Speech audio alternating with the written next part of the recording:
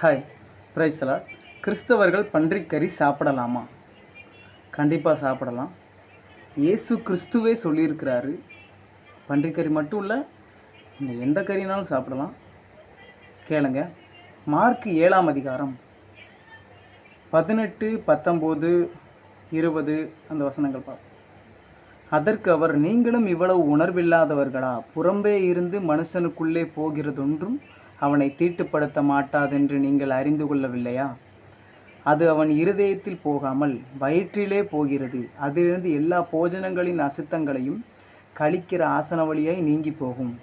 மனுஷனுக்குள்ளே இருந்து புறப்பட்டு வருகிறதே மனுஷனை தீட்டுப்படுத்தும். எப்படியெனில், மனுஷனுடைய இருதயத்திற்குள்ளிருந்து பொல்லாத சிந்தனைகளும், விபச்சாரங்களும், வேசித்தனங்களும், கொலைபாதகங்களும் எக்ஸெட்ரா அப்படி போய்கிட்டே இருக்குது. ஸோ இயேசு கிறிஸ்துவே சொல்லியிருக்கிறாரு, மனுஷனுக்குள்ளே போகிறது. இப்போ வாயின் வழியாக நீங்கள் சாப்பிட்றீங்களா, அப்படி எப்படி இப்போ அது என்ன போனாலும் சாப்பிட்டு உள்ள ஜீரணமாகி பின்னாடி கூட போயிடும். ஸோ அது மனுஷனை தீட்டுப்படுத்தாது.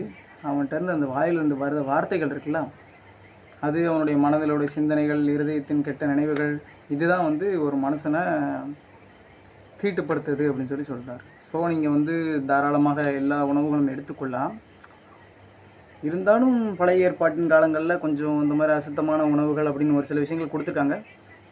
அதை சாப்பிடாமல் இருக்கிறது உங்களுடைய விருப்பம். ஓகே, அவ்வளோதான் அந்த வீடியோ. இந்த மாதிரி பைபிளில் உள்ள கண்டென்ட்டை தெரிஞ்சுக்கிறதுக்கு சப்ஸ்கிரைப் பண்ணி வச்சுக்கோங்க. இன்னும் அதிகமான இன்ட்ரெஸ்டிங்கான கண்டென்ட்லாம் நம்ம சேனலில் போடுவோம். இயேசு கிறிஸ்துவை பற்றி தெரிஞ்சுக்கிறதுக்கும் நம்ம சேனலை சப்ஸ்கிரைப் பண்ணி வச்சுக்கோங்க. ஏன்னா நீங்களாம் போய் பைபிள் படிக்க மாட்டீங்க. அதனால் நம்ம சொல்கிறதுலேருந்தே ஏதாவது கொஞ்சம் தெரிஞ்சுக்கலாம்ல. எவ்வளோ விஷயங்கள், தேவையில்லாத விஷயங்களை தெரிஞ்சுக்கிறீங்க.